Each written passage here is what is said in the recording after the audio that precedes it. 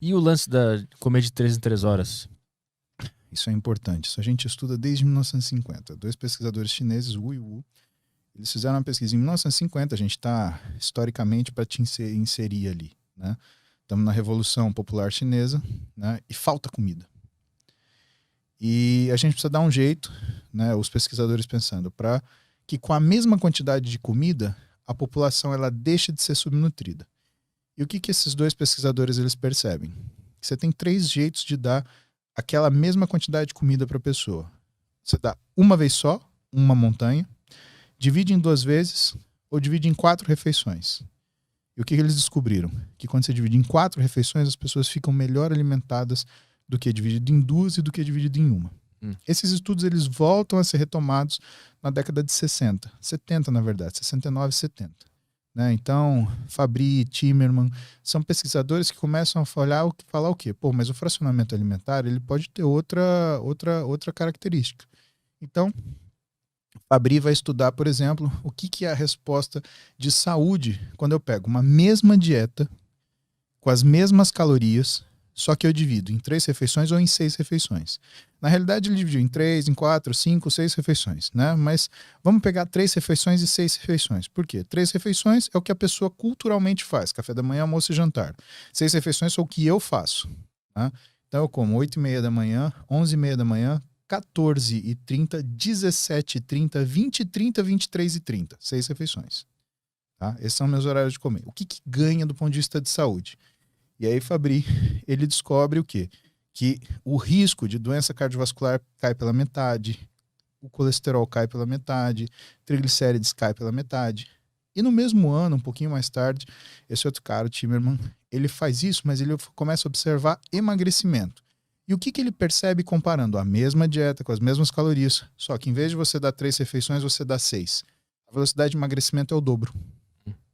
Mas tem alguma justificativa? Por que o corpo funciona assim? Eu vou tentar te explicar, porque na verdade essa justificativa ainda, ela é uma explicação teórica, né? Não dá para você entrar dentro da célula e ver isso. Mas a questão é a seguinte: imagina que a gente lida com desperdício. Então eu tenho sede e eu tenho aqui uma garrafa de 510 ml de água, tá? Eu posso abrir a tampa dessa garrafa e eu posso beber um gole d'água.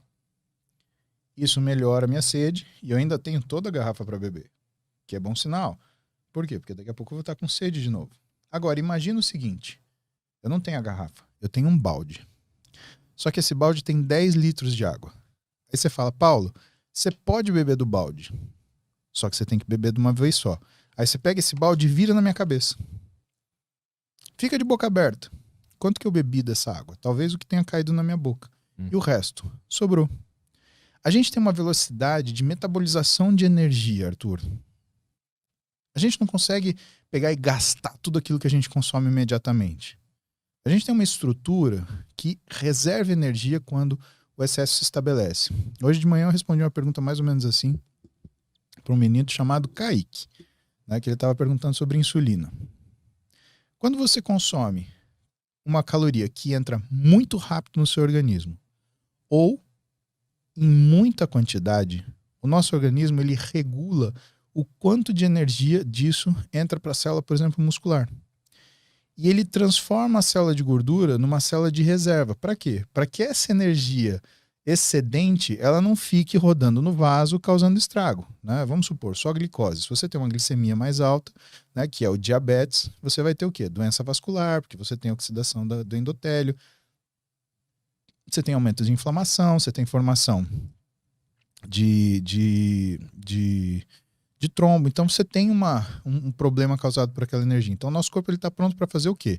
Para se livrar dessa energia do jeito que der. E qual é o jeito mais rápido? Colocar dentro de célula de gordura. Então quando você tem um consumo de energia que é muito rápido ou muito volumoso, o teu corpo automaticamente ele vai tentar guardar isso daí para evitar que as consequências dessa quantidade alta de energia circulante elas criem um problema metabólico para você. Claro, quando você vai repetindo isso de forma consistente, você vai desenvolvendo as doenças metabólicas que a gente conhece, hipertensão arterial, A resistência periférica à insulina, o próprio diabetes. Então dividir e de 3 em 3 horas faz o teu corpo aproveitar melhor a energia que tu tá dando pra ele? Exatamente. É isso que tá acontecendo.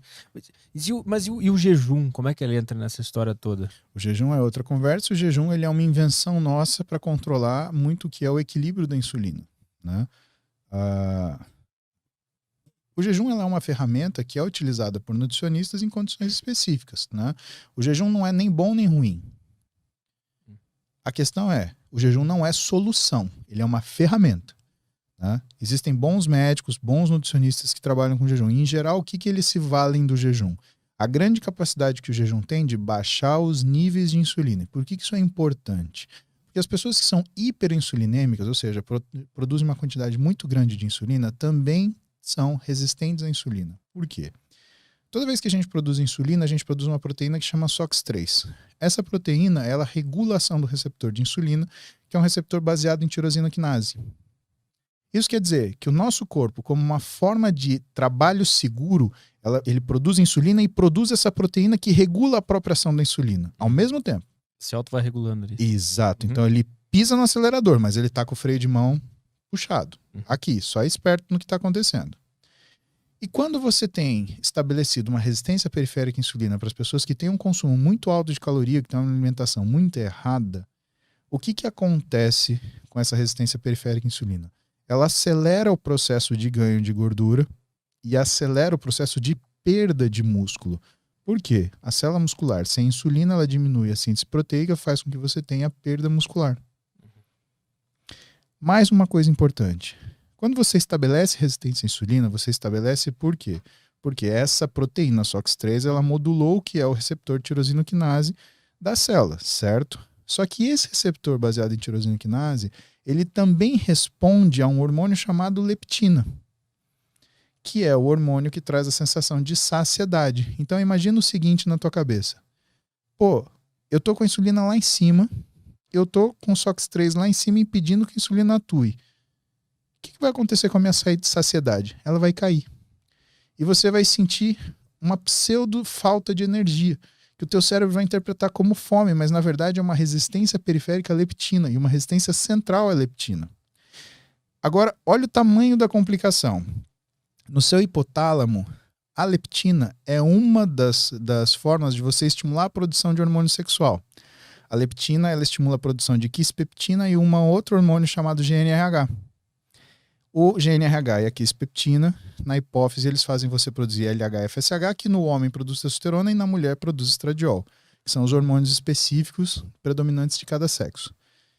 Além disso, além de você mexer com a sua saciedade, você mexe com a sua produção hormonal sexual. O que acontece com a sua velocidade metabólica? Ela tende a diminuir. Por quê? Tanto estradiol quanto testosterona, eles são hormônios que atuam no que é a função do nosso corpo, empurrando ele para frente no sentido metabólico. É por isso que aquelas alimentações erradas, elas levam a alterações hormonais. Tem até uma doença que é isso, que é a síndrome MOSH, né? Que é o tipo de hipogonadismo masculino ligado à obesidade, que é essa tradução do MOSH. E elas também te dão fome. Tu come lá uma comida, um fast food. Quer um exemplo? Tu continua com fome. Quer um exemplo? O exemplo melhor não é bem do fast food, porque o fast food ele é pouca quantidade. O melhor exemplo é assim. A gente combina de jantar, você não tá com tanta fome assim, mas a gente vai no restaurante japonês. E no restaurante japonês, por um acaso, eles servem muito pouco sashimi, só que um monte de sushi. Um montão. Sushi é arroz moti, né? Às vezes eles misturam arroz normal, mas geralmente é arroz moti. E o que é o molho do sushi? É vinagre de arroz, saquê, açúcar e um pouquinho de água. O que acontece com a velocidade de absorção desse açúcar do arroz, do carboidrato do arroz, e essa quantidade de comida que vem? Sobe. O que é gostoso você comer no japonês? Né? Ou é gostoso você tomar uma Coca Zero, ou é gostoso você tomar um saquê. O saquê, ele acelera o processo de resistência periférica à insulina, por quê? Porque ele aumenta mais ainda a liberação de insulina. E a Coca Zero? A Coca Zero, por conta da capacidade doce dela, ela engana o seu centro da saciedade daquilo que você se sente satisfeito por causa do sabor do alimento. O que acontece logo depois que você termina de comer o sushi? aquela vontade de comer doce que você... Caralho, eu quero comer, aquele tempurá de sorvete, mas me traz uma bola, traz 15, porra. Não acontece assim? Sim. É isso daí. Quem, por exemplo, fuma, tem vontade de fumar, porque precisa da recompensa. Mas o que é o normal? Você ir no restaurante japonês e ficar alucinado com vontade de comer alguma coisa doce. Se você esperar um pouco, se você, por exemplo, tomar uma água, ou pode ser, sei lá, um refrigerante, que seja um refrigerante zero, mas se você esperar 15, 20 minutos, essa vontade para. Tanto que, muitas vezes, o que eu fazia? A gente terminava de comer no japonês, vamos comer sobremesa? Vamos, mas não vamos comer aqui. Aí entrava todo mundo no carro, eu dava 15 minutos de volta. E aí, o que você quer comer de sobremesa? Perdi a vontade. Cara, isso é uma estratégia, não deixa de ser. Né? Se a gente deixar, o nosso corpo vai e ele não para. Ele vai. E depois de comer o doce, provavelmente deve ficar muito cansado, com sono. Aí dorme mal, acorda mal no dia seguinte. Aquele sono ruim. E é um sono que você tem energia disponível, então fica um sono meio atribulado. Você desperta várias vezes à noite. O que acontece também? Você acorda pra fazer xixi. No outro dia você acorda um lixo. Cara, é uma coisa que leva a outra, uma desgraça que leva a outra, puxando igual uma cordinha. Eu te perguntei da relação do jejum com o comer de 3 horas, porque tem muita informação disponível sobre esse mundo do fitness, de como comer e tal. E eu já vi de tudo. Eu já vi que comer de 3 horas não é o ideal. E já vi que é bom almoçar e depois só jantar, porque esse jejum é legal. Já ouvi falar que 3 horas é bom pra caralho, que o jejum é ruim. É muita informação e acaba confundindo todo mundo. Tem literatura. Assim. Literatura é fracionamento alimentar, principalmente de proteínas. Se você quer ganhar massa muscular, você precisa de proteína a cada 3 horas. Né? Por quê? Porque é a capacidade e a necessidade do seu corpo metabolizar e sintetizar proteína. Tá? Em relação à energia, o fracionamento ele tem o objetivo de te manter uma quantidade de energia disponível para que você não entre em crise energética, e o jejum ele tem outra função que é baixar a tua resistência à insulina, né? Mas assim, principalmente não associa uma coisa, isso é o certo. Por quê? Porque o físico ele tem estágios. Se você pegar um cara obeso, ele emagrece diferente de um cara com sobrepeso, que emagrece diferente de um cara eutrófico, que emagrece diferente de um cara estético, que emagrece diferente de um cara fitness, que emagrece diferente de um atleta fitness. Então são estágios.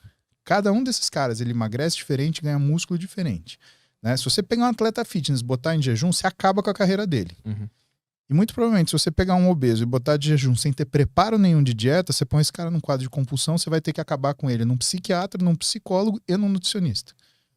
Eu vou te perguntar, como é que um cara normal consegue encaixar essa... Um cara normal, eu digo, a vida normal. Se o cara que trabalha, pega o metrô, pega o ônibus, os trabalhos comuns que existem, como é que ele consegue encaixar uma alimentação de 3 horas sem ser o cara que vai ficar levando marmita, o ovo, peixe pro trabalho? Que eu já fui desses de ficar levando e era muito incômodo, assim.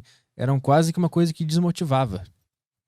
Que nem fidelidade no casamento para muitos. Mas, negão, tudo é programação.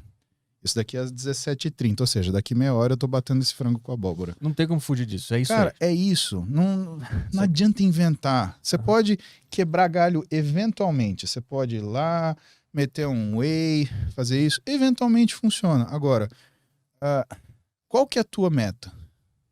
Qual é a sua meta? Se sua meta é realmente melhorar, você tem que fazer aquilo que precisa melhorar. É para carregar marmita? Vou carregar marmita. Vou guardar o whey para aquilo que o whey funciona bem. Eu vou usar o whey para, primeiro, fazer antes do treino, porque antes do treino ele modula, por exemplo, depois de 22 semanas, o que é a produção de miostatina, que é uma proteína que regula para menos a nossa massa muscular. Vou usar depois do treino para aumentar a velocidade de síntese proteica e ter um efeito insulinotrópico de diminuição do apetite. Porque depois do treino a gente tem muita fome. Então, você tem que usar todo o recurso, ele começa a ficar específico daquilo que você vai utilizar para o seu objetivo. Né? 5h30 para mim é a hora de comer. No físico que eu tô, precisa de comida. Então eu vou dar comida. É assim, cara. Não adianta a gente ficar... É assim, se você fizer o básico que funciona, a coisa vai dar certo. Mas primeiro, chega onde você quer. Aí você começa a dar aula. Hoje eu vejo um monte de gente que é palestrinha para dar aula disso. Não, porque isso é o melhor. O cara nem tem o físico, nem consegue ajudar ninguém a ter o físico. E assim, você fala, mas você não pode julgar a pessoa se ela não tem um físico trabalhado. Posso sim, chama coerência ética. Eu não falo nada pro meu paciente que eu não seja capaz de fazer.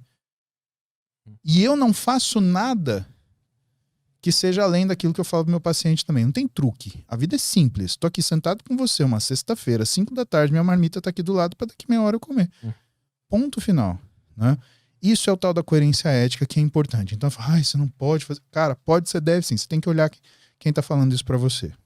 Se você não fizer isso, você começa a comprar o que é a necessidade da pessoa financeira, se ela tá ganhando alguma coisa com isso, ou a necessidade egóica, se ela quer fama. Porque muita gente vai se aproveitar daquilo que você quer ouvir para se beneficiar da atenção que você pode dar. E quando a gente olha em rede social, Arthur, se não te custa, o produto é você.